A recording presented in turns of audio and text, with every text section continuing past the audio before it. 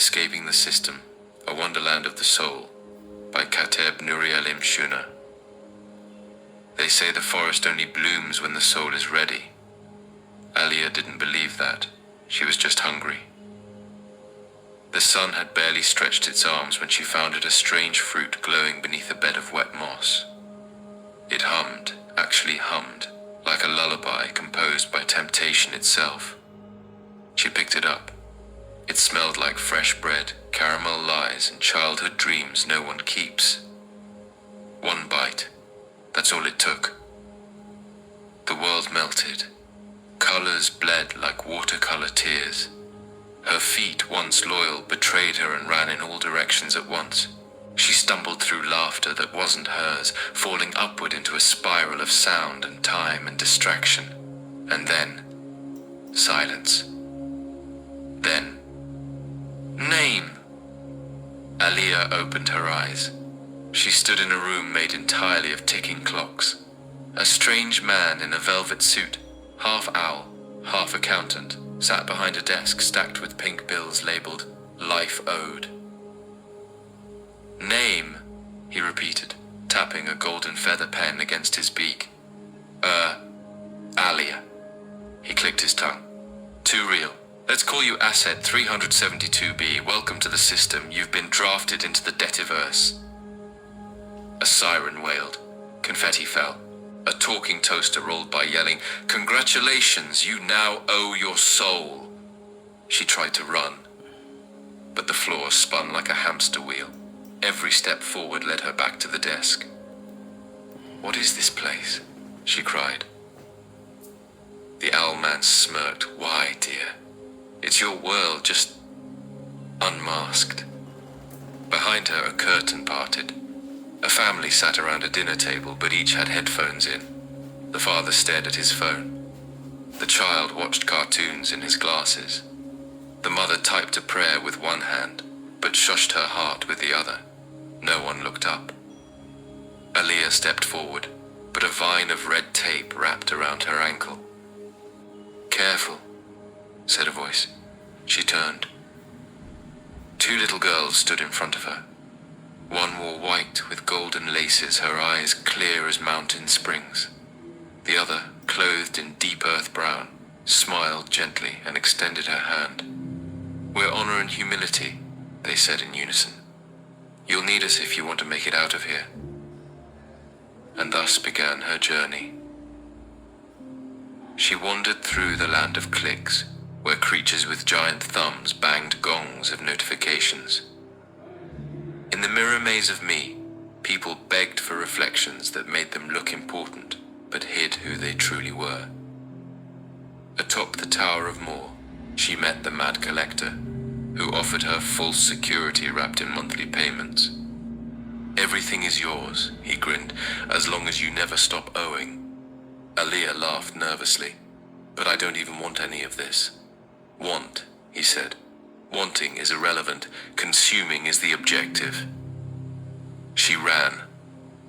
Then came the arena of ego, where people rode mythical beasts like the Narcissaurus, a dragon with selfie mirrors for scales, and dueled in status battles judged by likes and emojis. Aliyah tried to sneak past, but was almost trampled by a herd of Instagriffs, who shouted hashtags with every flap of their glitter-covered wings. In the techno-jungle of Influenzia, she met the fruit dealer again, riding a fluorescent centipede with Bluetooth antennas. "Darling, you've been upgraded," he called, tossing her a new fruit labeled instant gratification, now with less soul. "No thanks," Aliyah muttered, dodging an ad bomb that exploded into a cloud of limited time only. She fled into the forest of forgotten names, where every tree whispered who people used to be before they traded themselves for applause. There she met Mirror Man, who polished people's illusions and sold them masks with filters pre-installed. "Care to see your best self?" He grinned, waving a mirror that flickered between beauty, popularity, and complete loneliness. "I'd rather be my real self, thanks." "Suit yourself?" He shrugged. "But remember, truth isn't trending." Aliyah laughed. "Then I'm officially cancelled. Later she came upon a mushroom the size of a beanbag. It glowed purple and smelled like bubblegum and poor choices. "Why not?" she said, and took a bite. Poof! Suddenly, she was 10 inches tall, being carried away on the back of a hummingbird in aviator goggles named Zip Zap.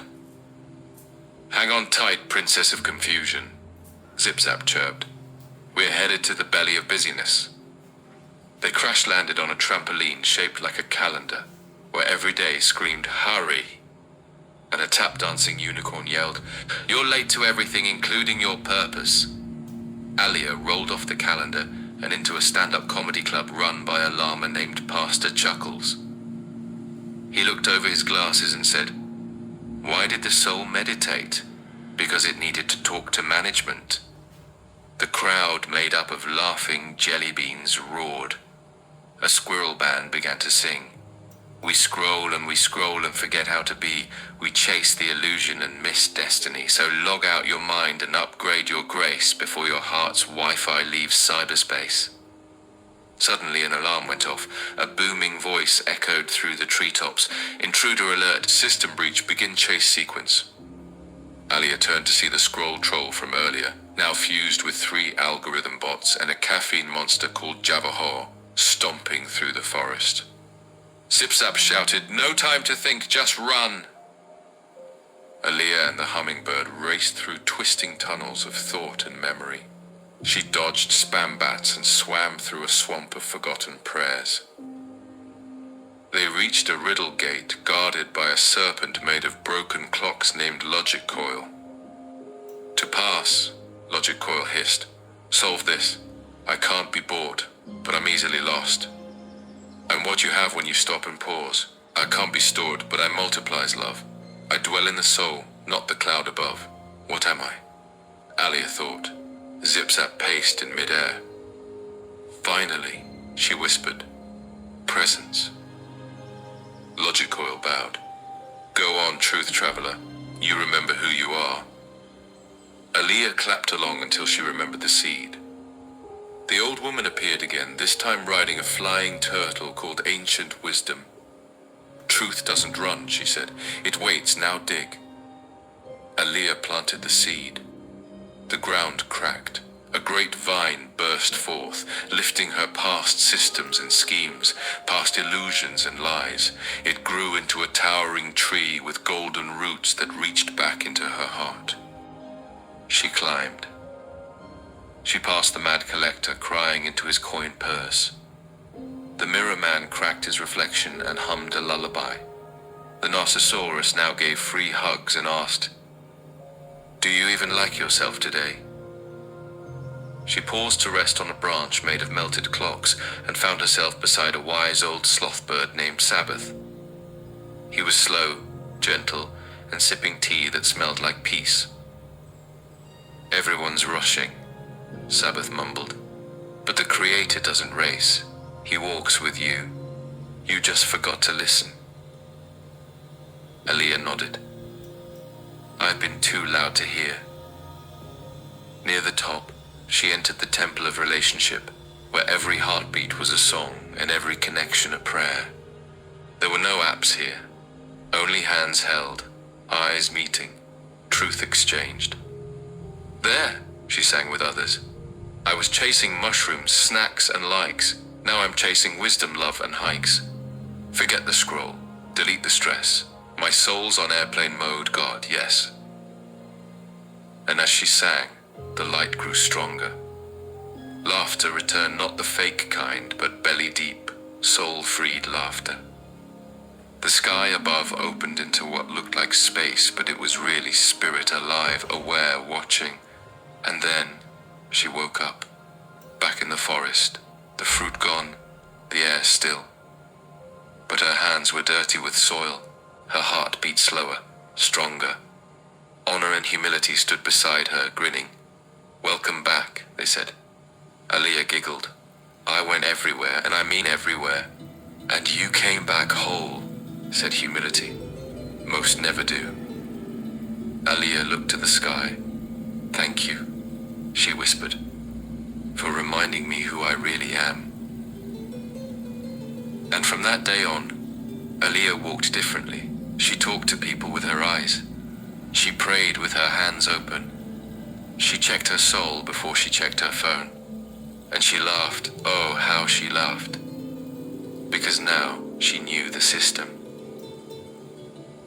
And she was finally free.